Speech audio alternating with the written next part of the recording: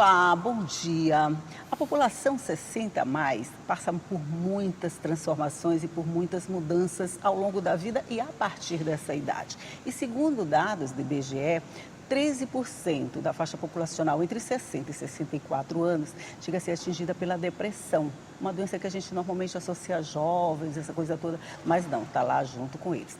E por que isso acontece? É fácil o diagnóstico? É sobre isso que nós vamos falar no programa de hoje e quem veio conversar comigo sobre esse assunto foi a doutora Zalim Sanlucas, que é geriatra. Bom dia, doutora Zalim. Seja bem-vinda. Muito obrigada, que prazer estar aqui para conversar um pouco sobre esse tema. Eu que agradeço pela sua presença. E depressão, normalmente a gente não associa com os idosos. É assim, a gente sempre pensa que eles estão tristes, que aquilo é coisa da velhice, que está meio rabugento. Essa tristeza e essa rabugice, eu não sei se o nome é esse, pode confundir o diagnóstico da depressão? Claro que sim. Na verdade, a depressão no idoso não é assim um sinal normal do envelhecimento. Uhum. Ele é uma condição médica muito séria, que deve ser investigada, que deve ser avaliada. Muitas vezes é subdiagnosticada e muitas vezes ela é hiperdiagnosticada. Né? E complicado. eu digo muito isso, até por nós profissionais da saúde mesmo, né? E às vezes nunca pela família. A família sempre acha que isso é da idade, ele tá rabugento, ele está é porque ele está assim, porque a idade faz isso. E na verdade não é que a idade faz isso. Algo está acontecendo. E ela vem com fatores causais importantes, né? E fatores que a gente chama de predisponentes, né? Uhum. E muitas vezes vem através de um luto, né? Às vezes o luto vem uma perda de uma pessoa da família, uma perda de um amigo. Imagina vocês que o Brasil, principalmente, que é um país em desenvolvimento, está alcançando uma expectativa de vida altíssima. Altíssima, né? Exatamente. E é por isso que nós observamos que as pessoas ainda não estão adaptadas e acostumadas com essa nova realidade. Pois é, isso é um fator preocupante, porque se a gente vai ter uma taxa uma expectativa de vida bem alta, significa que nós vamos ficar velhos ou vamos ter uma população de idosos bem grande. E o Brasil está entre um dos primeiros países a perceber esse fenômeno. O Maranhão também, né? E aí, como lidar com essa população que foi envelhecendo sem ter esses cuidados, sem ter essas precauções? Como é que a gente faz para chegar, para lidar lá no final e ter uma qualidade de vida legal?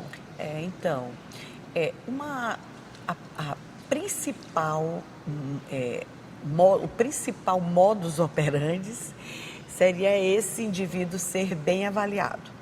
Porque, na verdade, nós ficamos acostumados durante muito tempo a ir ao médico para curar uma doença. Sim, né? sim. E já há algum tempo, em alguns simpósios, alguns eventos científicos, e isso foi demonstrado que o ideal para qualquer população, não só população em países em desenvolvimento, como países desenvolvidos, qualquer população, o ideal é que você tenha prevenção como modus operandi dessa população. E a prevenção não é só que, eu estou doente, eu vou procurar uma atenção médica. Não, eu vou procurar atenção médica para, junto com esse profissional, eu ajudar o bom gerenciamento do meu envelhecimento, de forma natural. Pois é, o certo é prevenir, é a prevenção. É a prevenção. Mesmo a gente tendo o SUS, que é um dos melhores sistemas de saúde do mundo, né? A gente pode dizer que a gente ainda tem dificuldade no acesso a determinados especialistas. Tem algumas especialidades que são um pouquinho mais difíceis da gente acessar. E eu diria que o geriatra está bem nesse meio dessa história aí. Como é que a gente faz, então? Quais são as alternativas, se é que existem, para esse gerenciamento do envelhecimento saudável? Então, eu vejo uma saída: geriatrizar a medicina. Geriatrizar a medicina. Geriatrizar, Como é que legal. vamos geriatrizar a medicina? É justamente colocar para o clínico, né, capacitações.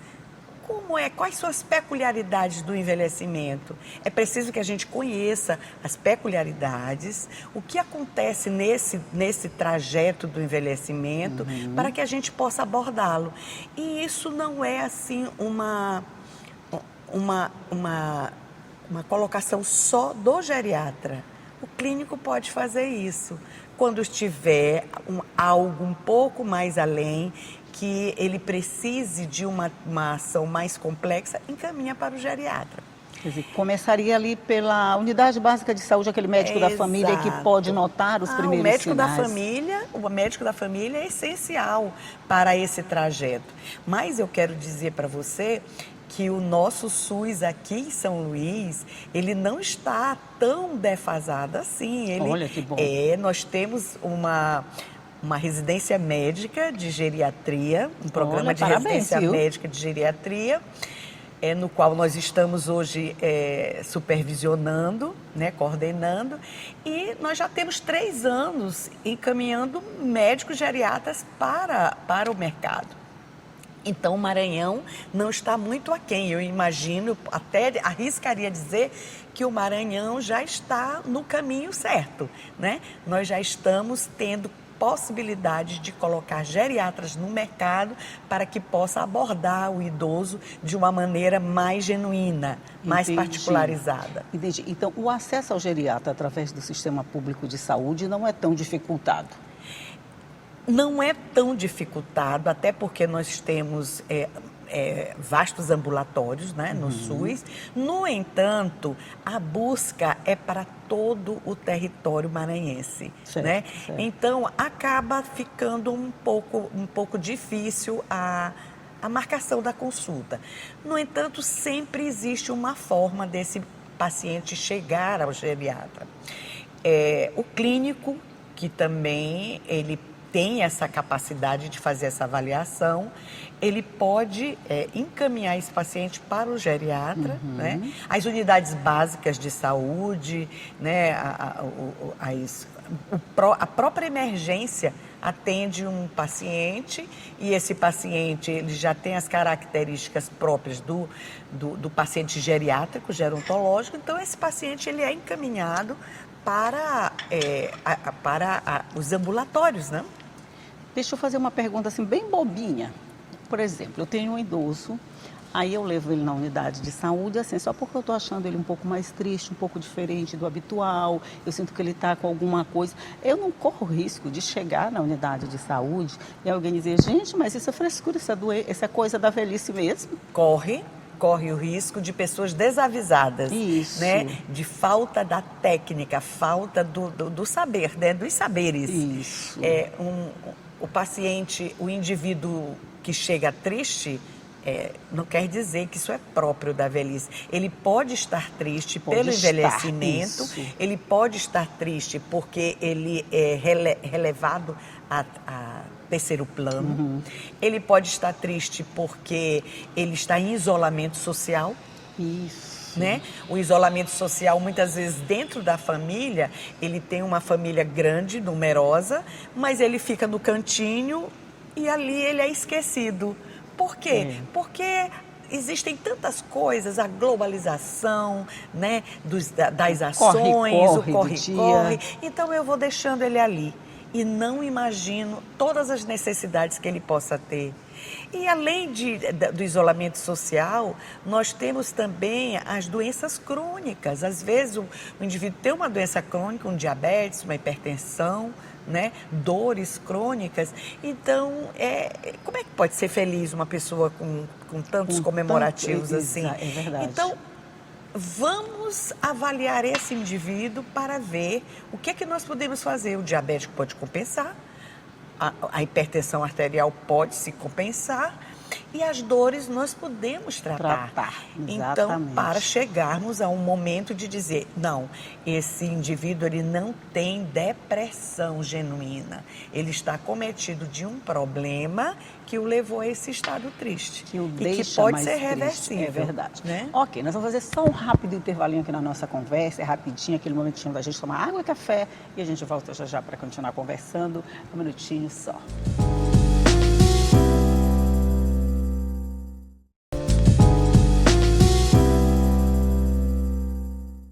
Já estamos de volta conversando aqui sobre o envelhecimento saudável, sobre o processo de depressão que pode acometer muitas pessoas a partir dos 60 anos e, às vezes, a dificuldade de diagnóstico dessa doença. E eu estou conversando aqui com a doutora Zalissa Lucas, que é geriatra.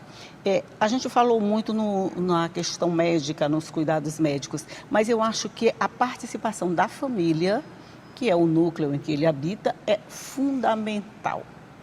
Como essa família, doutora, pode participar desse processo e tornar esse idoso saudável dentro desse círculo? É uma pergunta muito interessante e instigante, porque, na verdade, muito atrás, lá atrás, a família era realmente o núcleo, onde o idoso era o centro. Isso. Né? E ele era o centro para o aconselhamento e em muitas outras civilizações atrás, né? Ele era o núcleo, ele era o centro do aconselhamento, era o centro de todas as decisões a serem tomadas. Então, hoje, esse núcleo parece que esfacelou um pouco, né? Então, hoje, ele é considerado apenas uma pessoa, muitas vezes, que ela precisa ser cuidada, mas ela atrapalha muito. Um estorvo. Ela atrapalha muito porque eu tenho que parar a minha vida para cuidar daquela pessoa. Isso tudo faz parte de uma educação continuada que é da própria família, né? Então, se a família cuida dos seus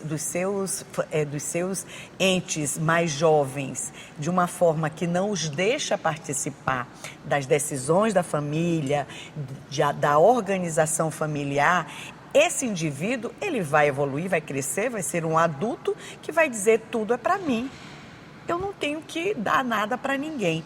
Ao passo que se a família, ela consegue colocar o indivíduo jovem no centro das decisões, no centro das organizações para o processo do envelhecimento, e se principalmente esse indivíduo jovem vê o seu pai, a sua mãe, o seu tio, tratar de forma edificante o seu idoso, ele vai copiar, ele vai absorver. Ele vai absorver, né? Esse comportamento, então, né? É uma questão de educação, mas principalmente de saber, de buscar o saber, né? Agora, tem uma figura bem interessante nesse processo todo, que é o cuidador. Isso quando tem alguém dentro da família que se propõe a esse cuidado, porque senão ele vai para o asilo direto sem nenhuma parada no caminho. É verdade. Esse cuidador, muitas vezes, ele abre mão da própria vida, ele abre mão dos afazeres dele para cuidar do idoso. E a gente sabe que não é uma tarefa fácil, de jeito nenhum. Ela exige 24 horas de dedicação. Sim. Esse cuidador, de alguma forma, ele precisa ser cuidado também pela família, ele precisa de atenção, ele tem problemas que podem ser repassados para o idoso. Como é que funciona essa relação cuidador-idoso, idoso-cuidador? Primeiro, nós temos que entender que existem dois tipos de cuidadores, né? O cuidador familiar e o cuidador formal. Dentro do cuidador familiar, então, ainda existe o cuidador principal e os cuidadores secundários. Né? E o cuidador principal é justamente aquele que centraliza, que organiza, que dirige o cuidado, né? E os secundários é aquele que mora lá em São Paulo, aí vem só para dar palpite. E às vezes não resolve nada. Mas está lá atrapalhando, dando palpite. Vem para dizer assim, não era para ser feito assim, mas não dá soluções. Então, esse cuidador familiar é um cuidador que precisa muito do cuidado. ele precisa do cuidado porque ele realmente abandona a sua vida, abandona as suas atividades para se entregar a esse cuidado.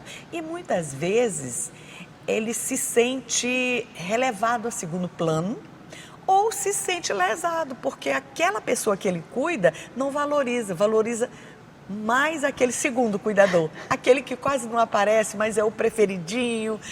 Enfim, essas coisas, elas precisam de serem capacitadas, né? Então, e o cuidador formal, que é aquele cuidador profissional que é mesmo. o profissional, que recebe os seus honorários, ele tem aquele trabalho como função.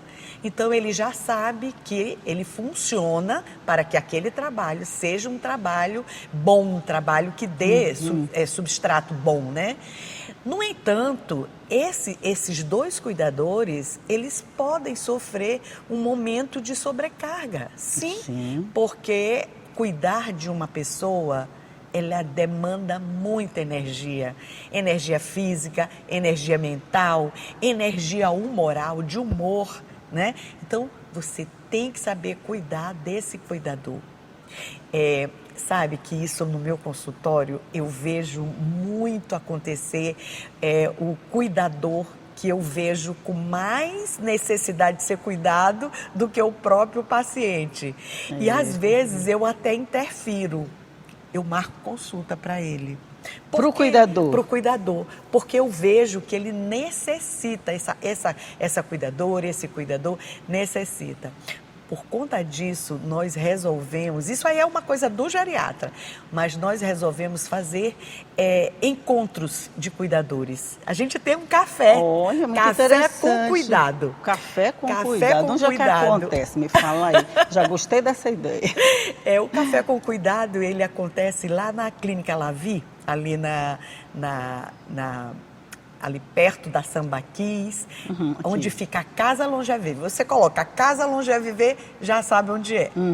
E lá nós temos o Café com Cuidado, uma vez por mês, onde nós discutimos temas relevantes. Por exemplo, existem coisas que a gente às vezes nem se dá conta. Por exemplo, o paciente com demência, ele pode estar com demência porque ele está com algum problema odontológico.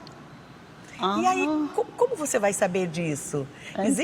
Mas isso seria um outro programa. Com toda certeza. Eu já peguei várias pautas aí nessa resposta, viu? Então, na verdade, quando você faz um café com cuidado, o nosso, você quer mostrar para o cuidador que você está ali, parceiro, dando a mão para ele, para que ele possa entender através de orientações e entender que nós estamos também para cuidá-lo.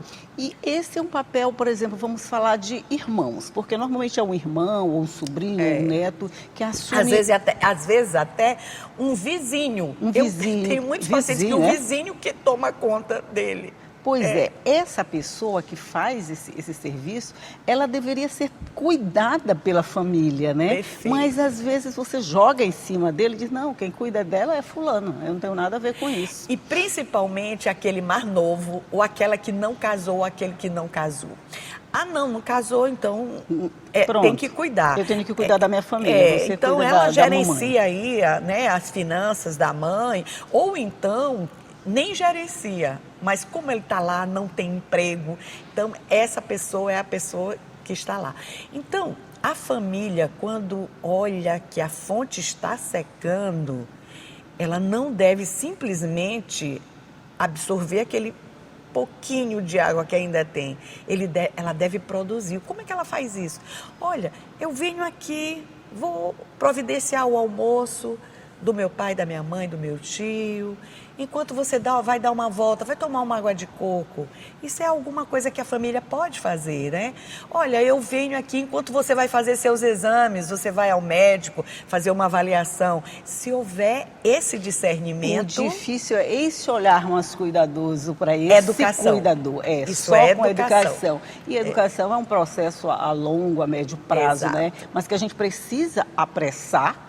Porque essas pessoas precisam de cuidados e são cuidados imediatos que a gente tem que ter no dia a dia para que aconteça essa relação saudável, cuidador, paciente, família e sociedade, né? A gente está Sim. falando da sociedade de um modo geral. Com Olha, certeza. eu acho que a gente passaria aqui a manhã inteira falando sobre esse assunto e ainda ia faltar espaço para a gente falar com toda certeza. Mas, doutora Saline, sinta-se convidada para voltar, para a gente conversar a respeito disso. Eu acho que é um assunto muito interessante. Como todo mundo que não morre vai ficar velho, a gente precisa falar sobre isso. Não tem esse negócio de fugir da velhice.